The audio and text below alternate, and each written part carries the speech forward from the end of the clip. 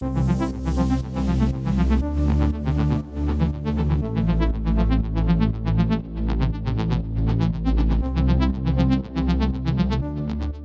in this video today, I'm going to provide you with my complete guide to getting excellent, fabulous daytime time lapses on your GoPro action camera. For today's video, I'm going to use the Hero 11 Black, but a lot of these settings will apply to any GoPro action camera. So the tools and tips that I'm going to give you today, whether you have the Hero 11 or the Hero 4, they're going to help you get the best possible time lapses using your GoPro action camera. Now, whether you're a beginner or whether you've done this hundreds or thousands of times, my hope is you will learn something new in today's video. And by the way, if you're looking for tutorials on how to get sunset time lapses or night lapses with your GoPro camera, I've linked to those above. I've created tutorials specifically for both of those, but today's tutorial will focus exclusively on daytime time lapses. So I'm going to break today's video up into 4 different sections. The first section is going to talk about the tools that you need for filming a great time lapse. The second section is going to talk about setting up your tools for that time lapse. The third is going to be the best settings for that time lapse. And the fourth is going to be the editing for that time lapse. So let's dive into the tools first. So the first tool you're going to need for a time lapse is some type of tripod. Now, the tripod that I like to use is this simple aluminum one from Amazon. I think it costs like $20. And what I like about this is you can use it with a pretty short height right here, or you can extend it and go all the way up to about 6 feet in height. So I really like the versatility of this. It's great.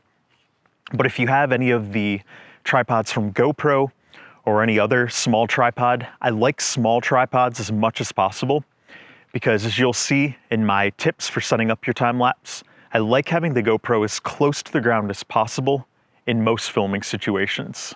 So in addition to your tripod, you're going to need a mount that can go on the tripod plate. This particular one right here is a $10 metal mount that I really love. I've used this for several years and it holds up really well over time. And I will note that all of these tools I have linked to in the description below in case you want to check out the ones that I use. The third thing you'll need is a power bank. So this particular one from Anker, I really love. It has a lot of power in it and it keeps my GoPro going. Even if I do an all day or all night time lapse, there's still plenty of power left to go. And it's really easy to hook into the GoPro with this USB-C cable right here. And so this is a must-have for me. Otherwise, you're going to be limited to approximately 2 hours that you can do your time lapse before your battery will run out in your GoPro. Speaking of plugging in the GoPro, you'll also want to have this USB pass-through door if you want to keep your door closed. Otherwise, your door is going to have to be open to plug it in and power it. And if you keep your door open, the battery could fall out or water could get in here and it could damage your battery and the internals of your GoPro. So I really like this pass-through door. It doesn't make your GoPro waterproof, but it does make it water resistant if you have a cable plugged in. So I've had my GoPro out many times in rain or snow with it plugged in like this, and it's not harm to the GoPro. I wouldn't let your GoPro get submerged in water. That could potentially damage it. But if you have the cable plugged in, there's a little bit of rain or snow, it should be fine. There should be no problems. And finally, the last thing you'll need is you'll need a large enough micro SD card to fit your entire time lapse. So generally, as long as your micro SD card is at least 128 gigabytes in size, you should have plenty of space, even if you use the raw photo mode. If you do the video mode, your eventual time lapse is usually going to be 10 gigabytes in size or under, even if you do one all day long. But if you do the photo mode, the GoPro does do the RAW and JPEG files side by side, and that file size can really add up over time. I use the SanDisk Extreme 512 gigabyte card, and it's great. I have plenty of space on there. I don't worry about filling it up. Even if I'm on a long multi-day adventure, I can fit several time lapses and a lot of other footage on it. But you don't have to get a card that big. I just recommend doing at least 128 so that you don't feel any pressure that your space is filling up on you. And finally, one more accessory that is optional, but I highly recommend if you want to get the very best time lapses, are these ND filters from Freewell right here. So I have the 4-pack of daytime ND filters, but then I also have this additional ND 1000 filter. And I actually have that on the GoPro right now. So if you don't know much about ND filters, I do have a video exclusively dedicated to talking about those. But basically, ND filters are sunglasses for your GoPro. They control how much light hits the sensor on your GoPro. When you have these on your GoPro, this allows you to tweak some settings, including the shutter speed. And as I'll talk about later, the shutter speed is a critical one to tweak when doing a lot of things, including if you want that cinematic motion blur, and also if you want long exposure photography. I have a video dedicated to that as well. And of course, if you want to control the shutter speed with time lapses to make them smoother. So the ND1000 filter is actually one of my favorites to use on here because it forces the GoPro into keeping the shutter open longer. And when it does that, it makes your time lapse a lot smoother. There's less jarring frames as it goes along, and it just looks a lot better. So I'll show you that later on, and I'll show you some examples as well. But now that we've talked about the tools, let's talk about setting up your time lapse. So when setting up your time lapse, what I like to do is I like to fully extend the tripod. It's a lot easier to set it up at this level versus having to be down here on the ground setting it up. It's easier on the knees, and it's just easier in general to see everything. So I'm going to fully extend this tripod, and I'm going to show you how I set it up here. All right, so now that we have our tripod fully extended, first thing we want to do is we want to get the pass-through door in the GoPro if you haven't done that already. My pass-through door is on and my micro SD card is in. So what we're going to do is we're going to put it on our mount here, and I've already put the mount on the tripod plate.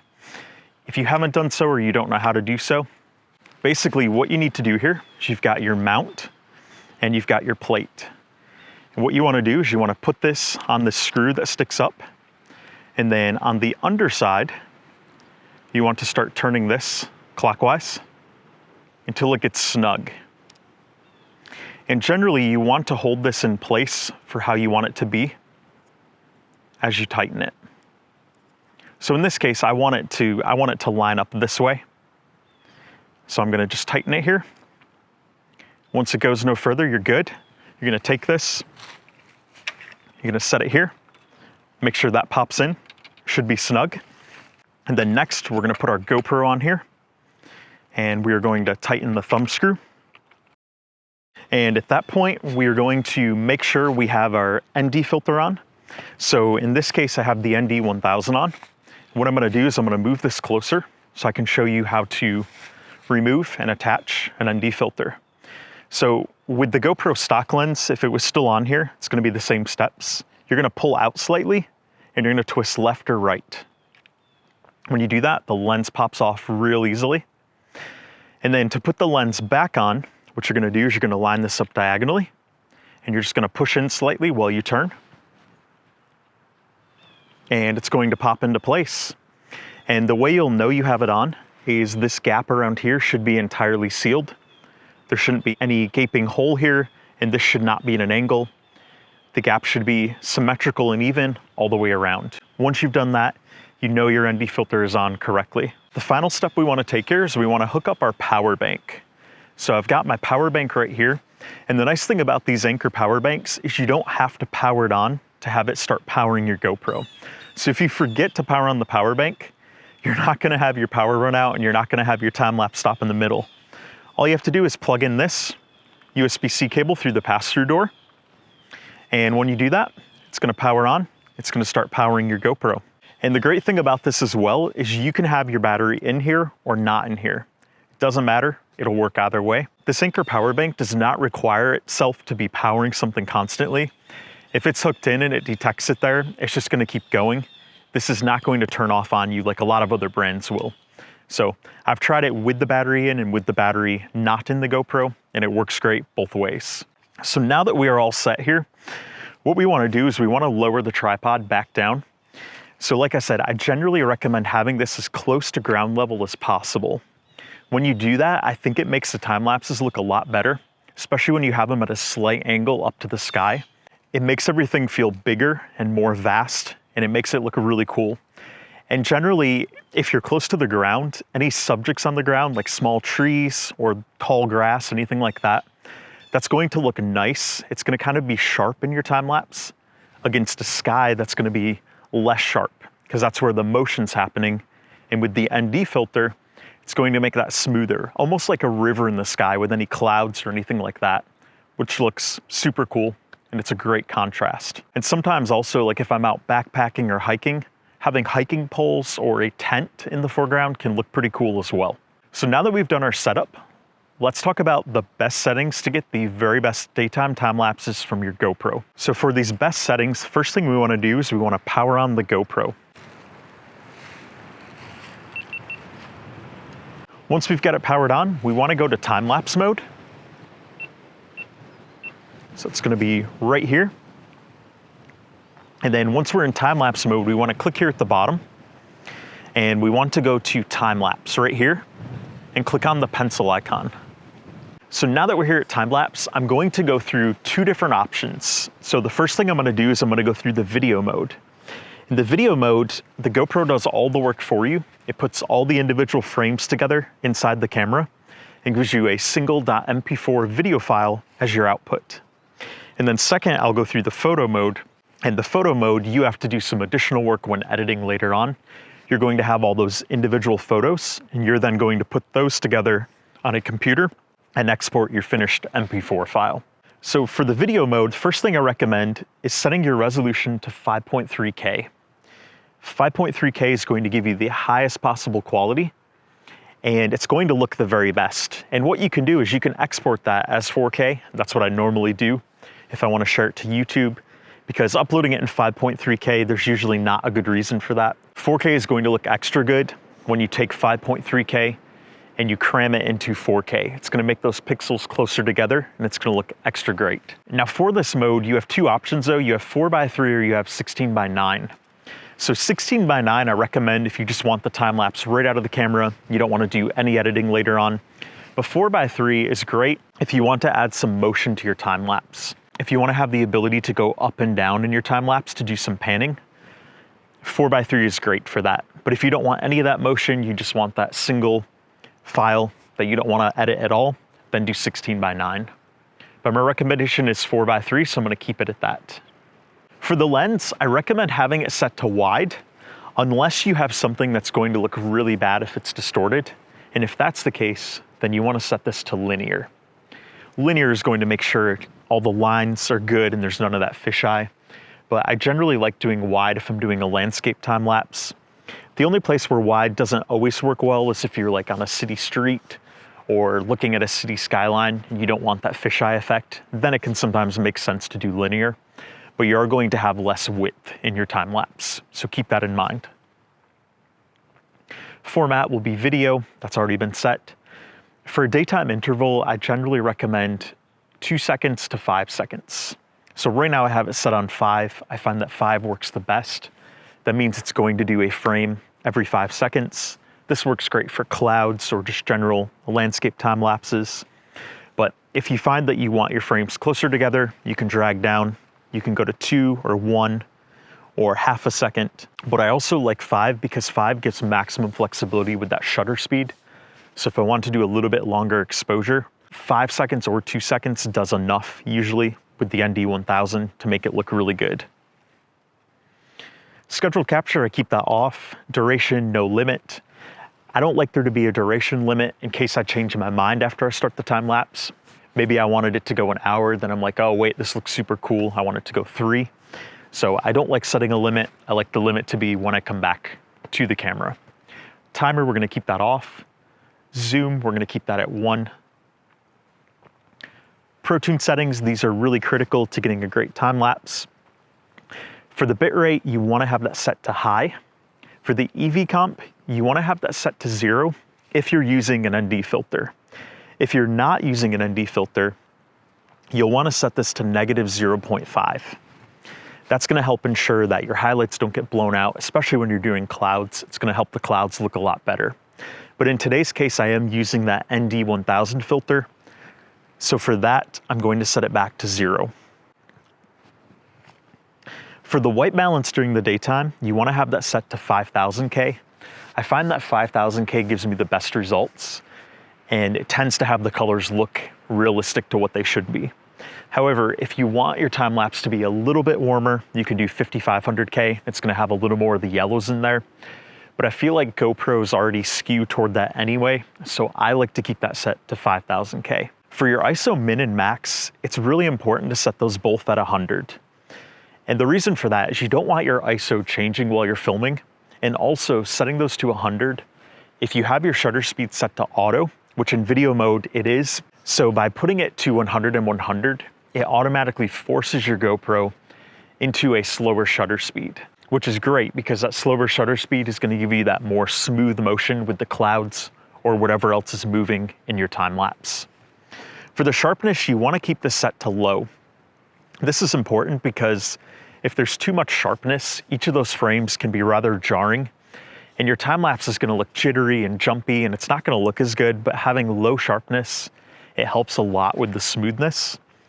And at the same time, if you feel like it's too soft and you want to add a little sharpness back, that's really easy to do later on if you want to pop it into your favorite video editing program and bump up the sharpness a little. For the color, if you're going to do any type of color grading later on, you'll want to keep it set to flat. Flat's going to give you the greatest dynamic range.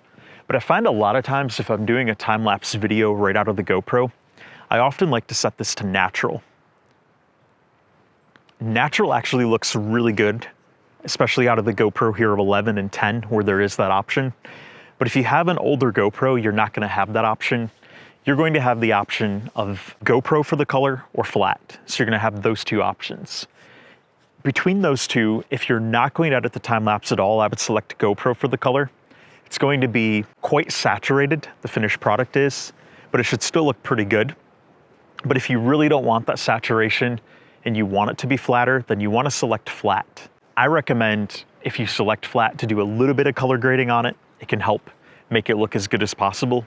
Or even if you just add some saturation back to it in your favorite video editing program, that can often be enough. And that's easy enough to do in the GoPro Quik app. You can easily add saturation.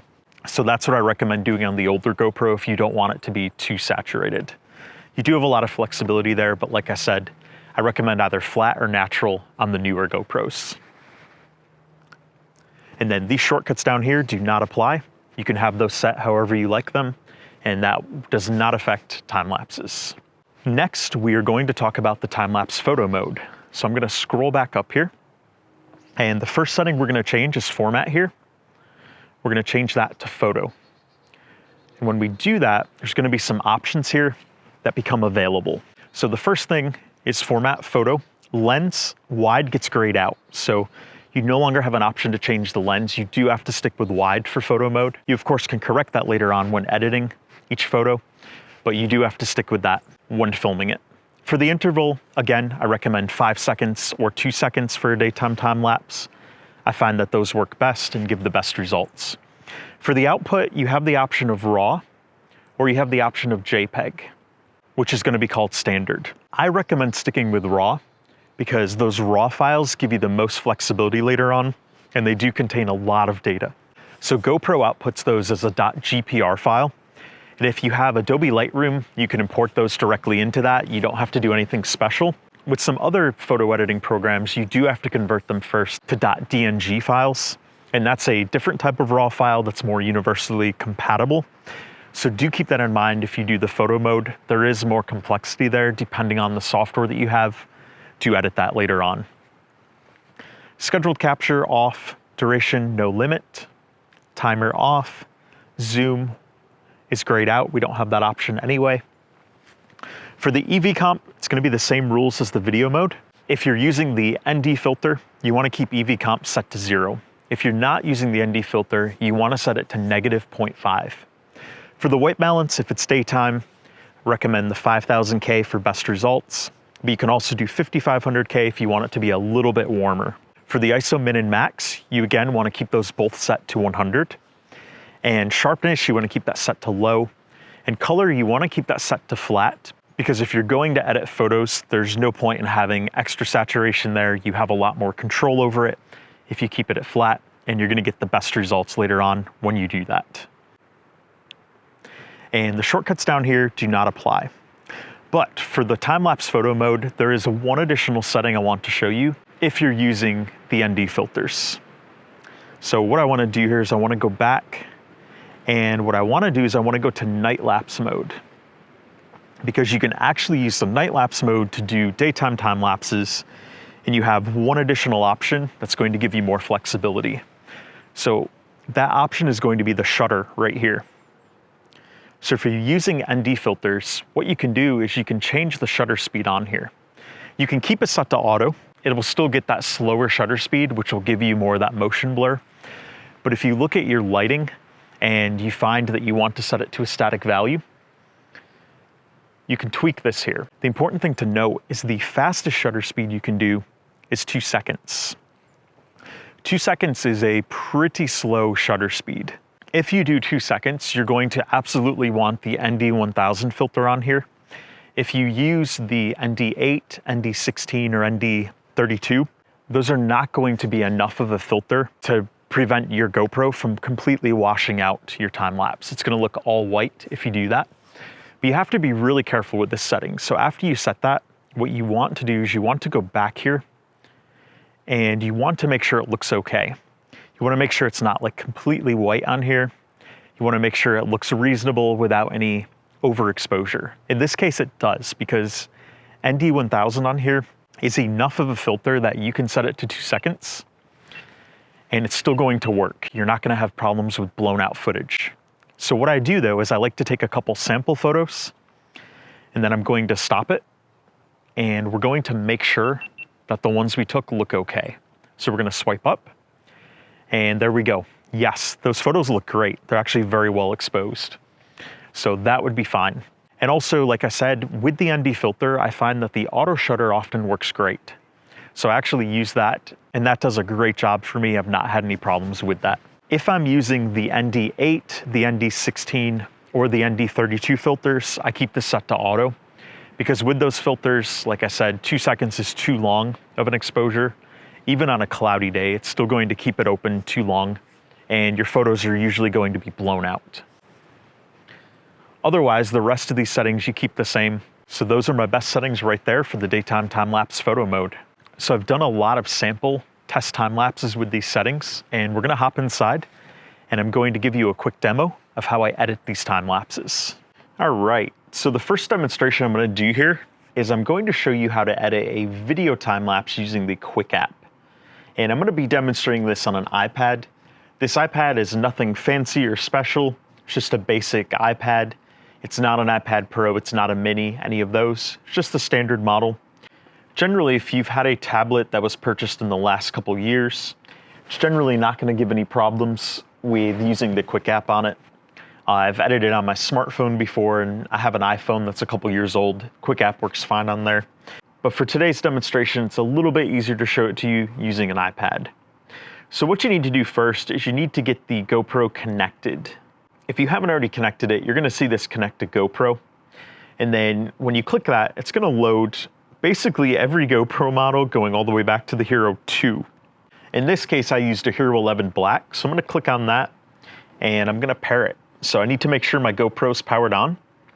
And then I'm just gonna follow the on-screen instructions from the app here. And we're gonna get this connected. And we're gonna click connect, and it's going to pair it. It's gonna ask you what you wanna name it. In this case, I wanna do Hero 11 Black. We're gonna click save name. All right, so after it's done pairing, it's then going to take us back to the main menu screen. And I'm gonna skip this. We're not gonna set up auto upload right now. It's gonna take you to this screen right here. And what we wanna do is we wanna click on view media because we want to take a look at the time-lapse video file on the micro SD card. All right, so the particular file that I want to look at today is this one right here. And it's gonna tell you it can't preview your media, and then it's gonna tell you to download it. So you're gonna click the download button down here. Now in this case, I've already downloaded it because I wanted to preload it so it was ready to go. So I'm gonna click view in app gallery. But if it hasn't already been downloaded, it's gonna go through the download process and it's usually gonna take a couple minutes. In this case, it took about 3 minutes because this was a 5-minute, 23-second time lapse. This one I filmed for approximately 6 hours. So this one was a long one indeed, but I really like how it looks. I used ND32 for this one, and I love it how there's a lot of detail there. It is 5.3K, but the clouds in the sky have that nice softness to them without losing the detail. It's very peaceful and great to look at there, so I really like how the GoPro does it. So a couple things I'm going to show you here.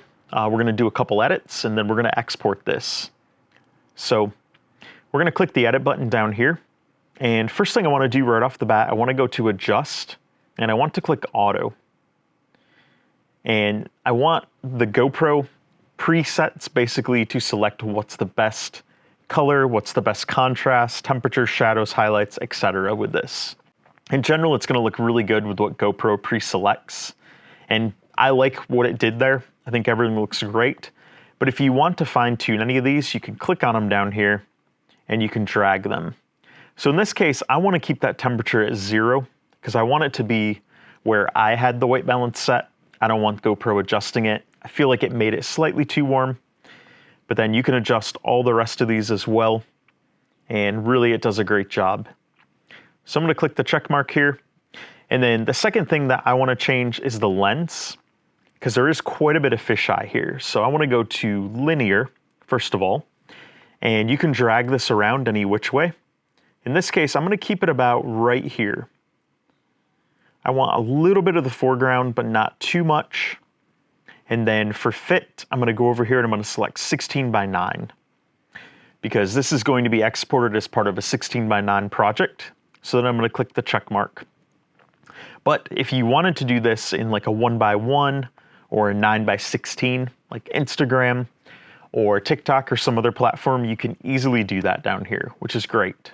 I'm going to go back to 16:9 and hit the check mark. And then finally, I'm going to go to speed here, and I want to speed this up. I want to adjust the whole clip. So when I click that, it's going to tell me it's a free feature.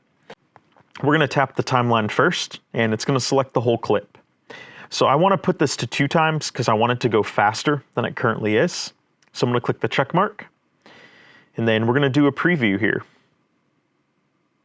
I still want to change the lens adjustment a little bit on here. So I want this to go up a little bit higher because I want to barely have any of the grass below the tree line for this. So I'm going to correct that, hit the check mark. Now it's going to give us a preview of it. So it's at 2 times the speed. But one thing I really like about this with the ND32, as we get to the end, you're going to notice there's none of that flicker that you'll get oftentimes default out of the GoPro. It's got that nice fade to darkness. It's nice and smooth and even. So I really like that. So what we can do here too, if you want to clip this, if you don't want it to be the full length, which I think I'm gonna clip it, what we can do is we can click here at the beginning, and then you can drag this however long you want it to be. So I kind of like the first 30 seconds or so here with those clouds. I like how that looks. So I think I'm gonna clip this at about 35. And we're gonna keep just the first 35 seconds. So now when I go to play that, we're just gonna have 35 seconds of this. And I feel like that's nice. It's nice and shareable. It looks really good. Now, obviously you are limited to what you can do with editing in the app compared to on a computer. You can do a lot more. But for a basic time lapse, you just wanna pull out of the camera and share. This is a great way to do it, especially on the go. And I really love how that looks. This looks really, really good with those best settings and that ND filter on. And one other thing I didn't show you, well, technically 2 at the bottom. I didn't show you stickers, but stickers, if you go here, you can add like a GoPro logo if you want to. You can add some other stuff to it, but I generally don't add stickers, so I'm gonna X out of that. And then filter, if you want to add a filter, you can do that. So this is gonna be the various color filters the GoPro offers.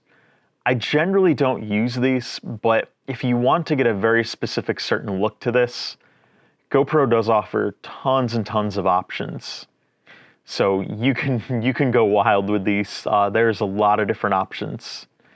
So, you know, play around with those, see if there's any you like. There's essentials, there's just tons.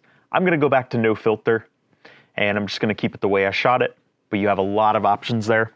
So once you're done, you go up here and you click save, and I'm gonna click save as new clip. And it's gonna go, and it's gonna go through the percentage of it saving as a new clip. We'll give it a moment here. It goes pretty quick considering this is an older iPad. and not a pro. So I feel like they've really optimized their app nicely. And what I want to do now that I've saved it, I want to go up here to that share button. And I want to save it to my photos on here. So I'm going to click that. And for the export quality, click this cog over here. And I definitely want to export it in 4K. And I want to check high quality. It's going to be a larger file size, but I really don't want to lose out on those details. So if you unselect that, it's 87 megabytes. And if you select it, it's 125 megabytes. So it's approximately 30-ish% larger file size. But for the codec, you want to select H.264, which will increase the file size even more.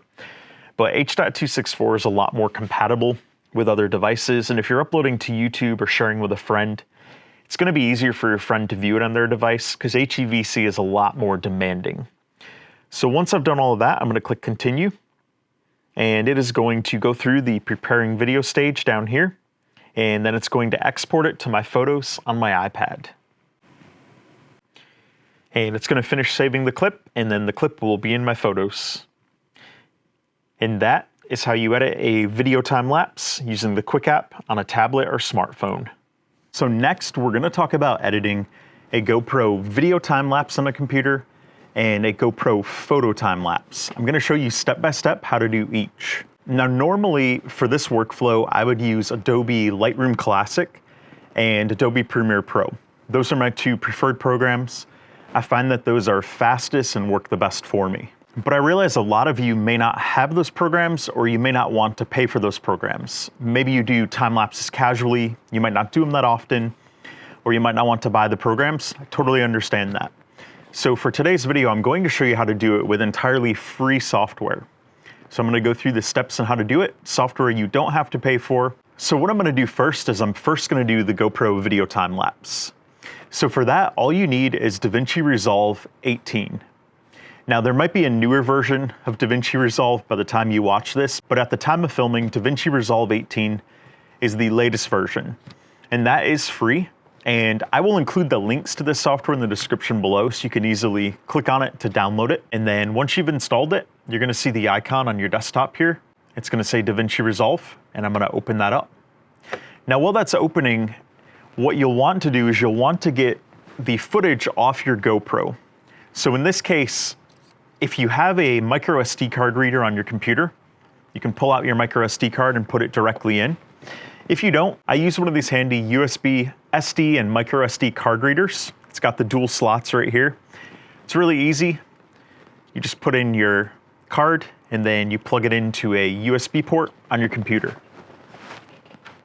So for the video one, that file is going to be a .mp4. I've copied the file here already, so that file is right here on my desktop. So what I'm going to do with DaVinci is I'm going to start a new project, and we're going to call this GoPro time-lapse video. We're going to click create. And then first thing we want to do is we want to set up our sequence. So we're going to go up here. We're going to go to File, and we're going to go to Project Settings. And for the timeline resolution, I want this to be 4K for the finished product. So we're going to go to 3840 by 2160 Ultra HD. And the rest of these settings down here, you can pretty much leave alone. All of these should be good. And you can click Save. Next thing we want to do is we want to import our media. So we're going to go to File, Import, Media. And in this case, I have put it on my desktop. So we're going to go right here, and we're going to select our file. And we're going to click open. And so you might receive this message if your timeline settings don't match the time lapse. In my case, the time lapse was filmed in 30 frames per second, which is the GoPro default for video, which is 29.97. So if you see this message, in this case, since it is a standalone time lapse, I'll actually keep it at the 30 frames per second. So if you click change here, it's going to change your timeline frame rate to match, which is great. You don't have to go back into the settings and change that. It's going to do it automatically. If you are using your time lapse as part of a bigger project, and that is in 24 frames per second, then you would click don't change and it'll keep it at 24. But in this case, I will click change and it'll change it to 30. Once it's imported, we're going to want to go to the edit view, and we're going to want to drop it onto our timeline. All right, so a couple things I want to do right off the bat. Since I filmed this in 5.3K 4:3, you'll notice there's black on each side because it doesn't fill it horizontally. What we're going to do is we're going to go up here to Inspector, and this is going to be where we can adjust all of the width and height accordingly. So what we're going to do here where it says zoom is we're going to drag this to the right, and we're going to drag it until this fills the entire window. So you can see there's a little bit of black there still, drag it a little further, and it's going to go to about 1.37. But alternatively, there's another way you can do this as well. I'm going to put that back to 1. If you don't want to use the inspector, you can go down here to this window right here where it says transform, click on transform, and you can do your adjustments here. You're going to see all these dots appear, and basically you can drag this horizontally until it gets to the sides. And that's one way to keep the vertical resolution as well. So basically you're stretching your image. This isn't going to work in all cases. With a time lapse like this, it's going to work just fine. But if you have something like a person or a building or another object, it could look really weird if you do it that way. So what I'm going to do is I'm going to go back and we're going to do it the inspector way, but I wanted to show you that. You also, of course, can adjust it vertically to offset that, and you can make parts of your frame disappear. But again, it's gonna get stretched and look a little weird if you do that. So I'm gonna go up here and I'm gonna do undo. All right, so we're gonna go back here to transform, and we're gonna enter approximately 1.37, and let's do 1.40. That should get us where we want it to be. And then you'll notice you've still got extra this way to work with now. So what I generally like to do is I like to have my video time lapses do a little bit of panning up and down when I do the final export. So I'm gonna start this one right here. I'm gonna drag it here, and that's where I'm gonna start it. You can see, of course, the position X and Y changed while I did that. So you can drag it that way, or you can enter numbers and play around with it. Either way is fine. So what I'm gonna do though, is I'm gonna go back to the beginning of the video, and what I wanna do is I want to speed this up. So right now it's that normal time-lapse speed, but I have approximately 5 minutes to work with here. Zoom out on my timeline so you can see. It is quite long. So what we want to do here is I want to speed this up. So I'm going to right click on it, and I'm going to go to change clip speed. And for the speed, I'm going to put this to 1000%, and then click change.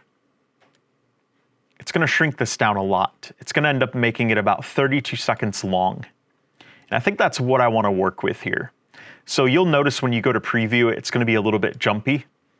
If it's like that in your computer, you want to right click on this and you want to go to generate optimized media. And when you do that, DaVinci is going to generate a preview that you can go through smoothly. It's not going to be rough at all. It can take a few minutes to do. In my case, it's estimating about 5 minutes to do. Depending on your computer, it could go faster or slower. But after we generate that, it's going to look a lot better. We're going to be able to preview it nicely. All right, so now that we have our optimized preview here, what I want to do is I want to add a little bit of panning to this. That looks really good, by the way. Really like how that looks. So what we're going to do to add the panning is we're going to need to stop this. We're going to want to get all the way to the beginning. We're going to want to set some position and zoom anchor points here. So once we've done that, we want to set it for the X and the Y both up here. And we want to figure out where we want this to start vertically. So you'll notice that's going to adjust the position X and Y down there as you adjust it. For X, we want to keep that at 0, but Y is where we want to change the position. So you can do this. I like to do the dragging here. So let's say we want to start Y right there. We're going to leave that point, and then we're going to go all the way to the end, and we're going to figure out where we want it to end. So we're going to get to the last frame here. And once we're on that, we're going to go over here as well. And then we're going to figure out where we want that to end. So in my case, it ends in darkness. So it's hard to see exactly what it's going to look like because it's all entirely dark. But what you want to do here is you want to do a little bit of dragging to about -100. Let's start with that. We're going to hit OK. And you can see if we go back, see how that pans up just like that from the start. So if I play this, you can see it gradually moving up. So in this case, we can pan to about -30 before it gets too high in the sky. So we're gonna go to the end and we're gonna set this to -30. So there we go. Now the pan goes all the way through and we don't end up with any black on the top or the bottom. So that looks good there. One final step is we want to go to color and we want to make sure that everything looks good here. So generally, this is going to be pretty good right out of the GoPro, but generally we're going to want to do a little bit, like add some saturation to it. So over here under color boost, I'm going to drag to the right here. You can see that saturation. That's of course too much there, at least too much for my liking.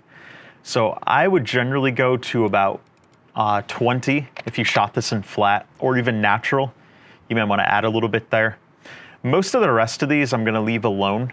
Sometimes you might want to add a little bit of contrast to it, but not too much. Too much is going to look bad. So I would say I'm going to do like 1.01 for a little bit of contrast. We're going to play it through, make sure it looks good. Really love the smoothness of those clouds with the ND32 filter. Does a great job. So I like how it looks. So I want to go to deliver and we're going to export this. So we're going to go over here. And for export, we're going to call this GoPro video time lapse.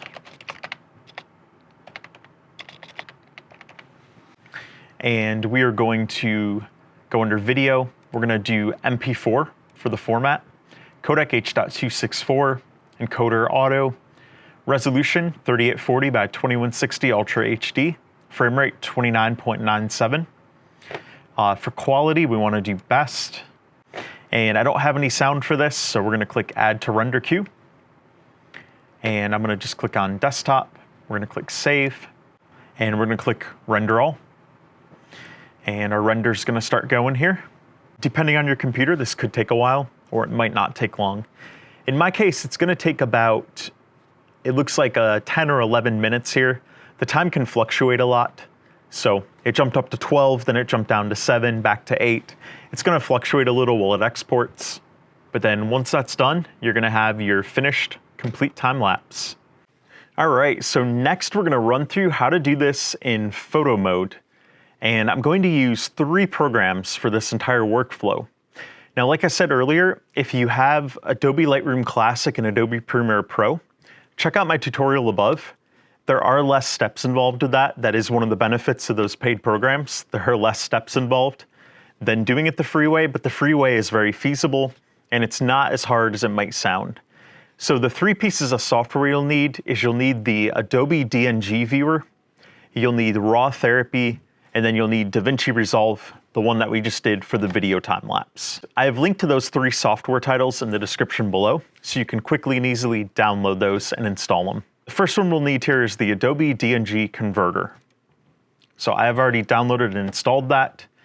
And what we want to do for copying our files is on your micro SD card, you're going to want to get all of the .gpr files. So I've already copied those on here. And usually you're going to have hundreds or thousands of them, depending on how long you let your time lapse go. In my case, I have 3,500 for this time lapse, so there are a lot of them. I have copied them all into a folder called GoPro Time-Lapse Photos. So what I'm going to do here is I'm going to click Select Folder, and I'm going to go to Desktop, and I'm going to select this entire folder. And then I'm going to make sure Include Images Contained Within Subfolders is selected. We're going to select Save in Same Location, and we're going to do Select Folder. And what I like to do is I like to make a folder within the folder so I can keep the files that I'm about to create separate from the originals. This one I'm going to call DNG, because what we're doing here is we are converting the GoPro RAW format, which is .gpr, to raw.dng files. And the reason for that is raw therapy is not able to read the GoPro raw.gpr files. It's only able to read the .dng and some other formats. The .dng is a really universal format. It'll work in a lot of programs. Now, if you do have Lightroom, of course, .gpr can be read in there. You don't have to do this step. So next, what we're gonna do is we're gonna select our naming convention. So we're gonna select 4-digit serial number. And for begin numbering, we're gonna do 0001. And the reason for this is later on when we import these into DaVinci Resolve is gonna do a lot better job putting these individual photos in sequentially to make the time lapse, versus if we have them with the default naming scheme from GoPro, it's usually not gonna work that way. And we're gonna hit convert. And then this software is going to go through a countdown as it converts them all. And it's generally gonna go pretty quickly. But again, we have 3,500 images, so it's quite a bit for it to convert. So it will take a little bit here. While it's doing so, if you haven't already installed the raw therapy in DaVinci Resolve, I encourage you to do that next. All right, the conversion process is almost done. We are at about 40 images remaining. And conversion was successful. So I'm gonna hit OK, and we're gonna exit the program. So if we go here and we go to our DNG folder, you can see all of our files in there now. So what we're gonna do next is we're gonna bring up raw therapy, and we're gonna navigate on the side to whatever folder you have those files in.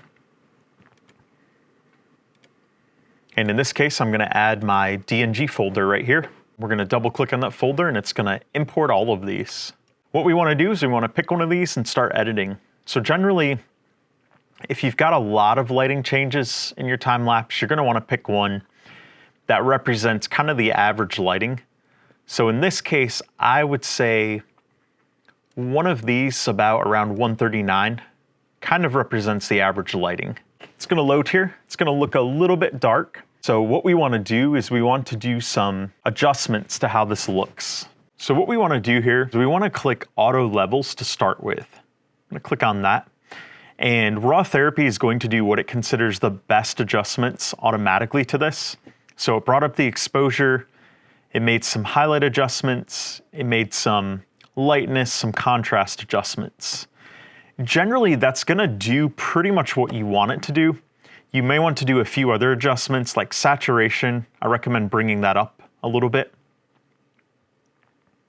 especially if you shot it in flat like I did here. So I'm gonna bring saturation up to 50. And so I'm gonna also go down here and just make sure there's nothing else I want to adjust. Like I said, there are a lot of adjustments you can make in the software. Generally though, exposure, highlights, these ones here at the top, and saturation, those are gonna be the ones you're gonna wanna do the most adjustment to. In contrast, sometimes I think it goes a little bit overboard with bumping that up. So in this case, I'm gonna bump that back to about 15. I like how that looks there. And I like how that looks overall. I think that looks pretty good right there. The photo that I edited up here, I'm gonna right click and I'm gonna go to processing profile operations. I'm gonna click copy. Next thing I'm gonna do is I'm gonna right click on the same photo and I'm gonna do select all. Then next I'm gonna right click on the photo next to it on either side and I'm gonna click processing profile operations. I'm gonna click paste. And what it's gonna do is the changes we made to this one picture, it's going to apply to all 3,500. So all remaining 3,499 are going to get that profile applied to them. And it's gonna take a little bit to do that. All right, and once it's done applying those, you can double click on a couple of these photos just to make sure everything applied. And it did. So what we're gonna do next is we're going to export all 3,500 of these with the adjustments that we made to them. So what you wanna make sure to do is you wanna do Control A. Wanna make sure everything's selected, and you're gonna right click and you're gonna say put to queue. And raw therapy is then going to put all 3,500 photos in the queue.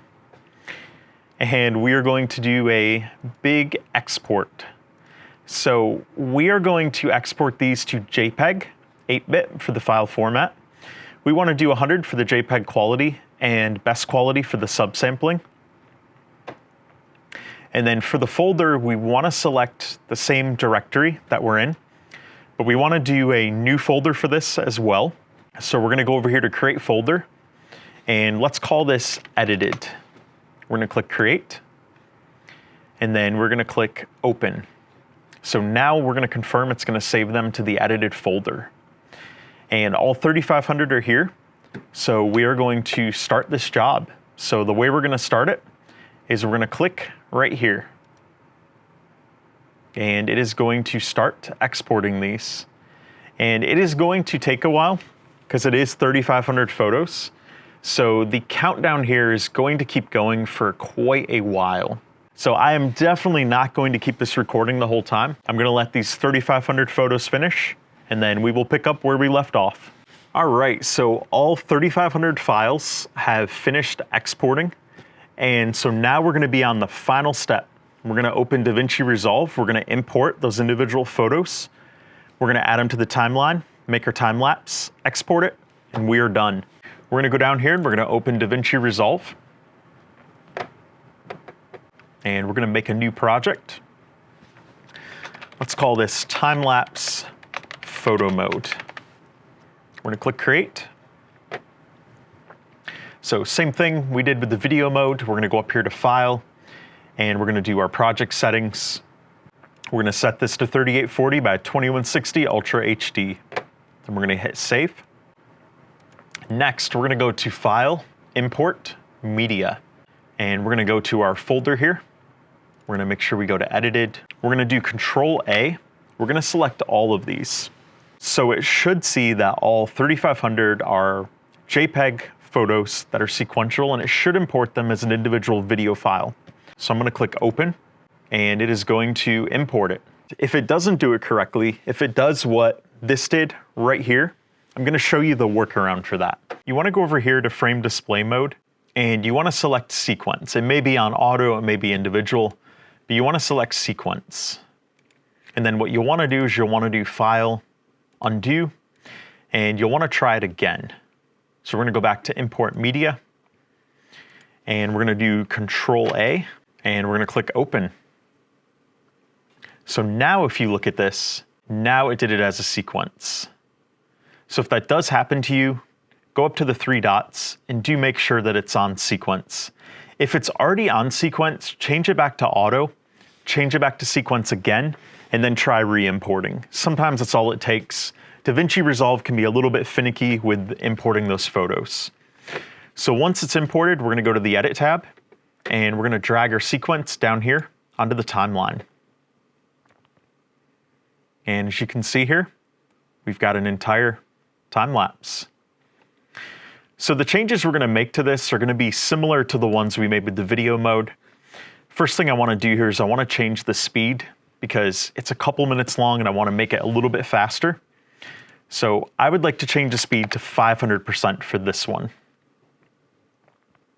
We're going to click change. Now when we go to preview it, it's got that faster speed.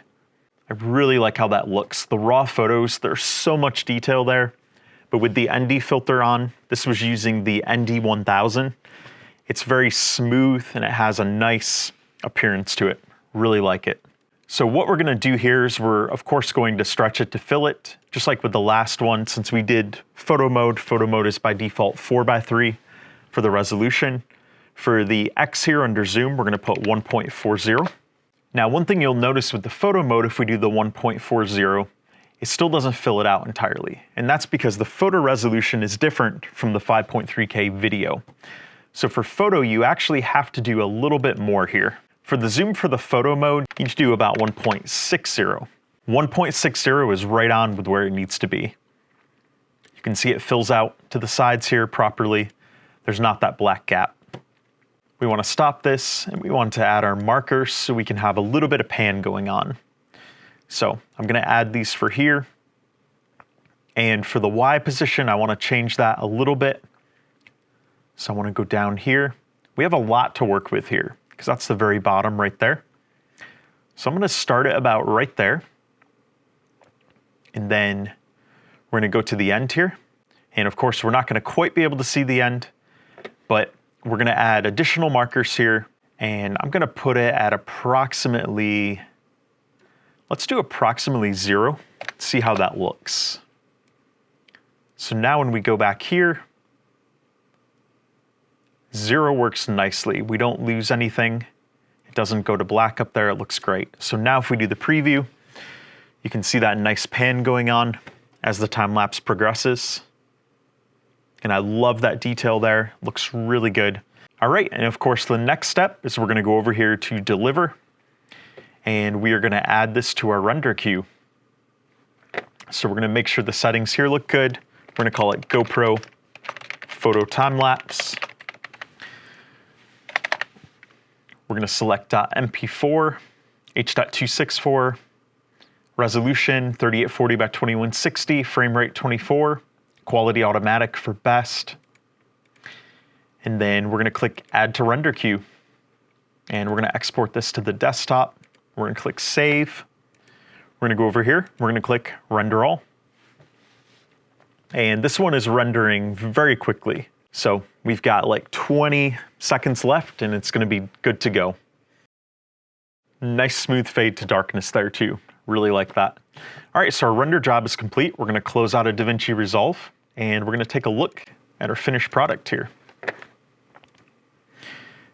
That looks really good. There's none of those really sharp frames. It's not jarring at all. It's very nice and smooth. And what I want you to see here is at the end, I want you to see the fade to darkness and how smooth that is. There's none of the jumping back and forth with lighting. It just fades nice and smooth. So that is how you edit a time lapse in photo mode. So I hope you found this tutorial helpful. It was a lot of steps, a lot of details in there, but my goal with this video is to make sure you're equipped with all the steps you need to create a GoPro time lapse from start to finish. Until we talk again, happy GoProing.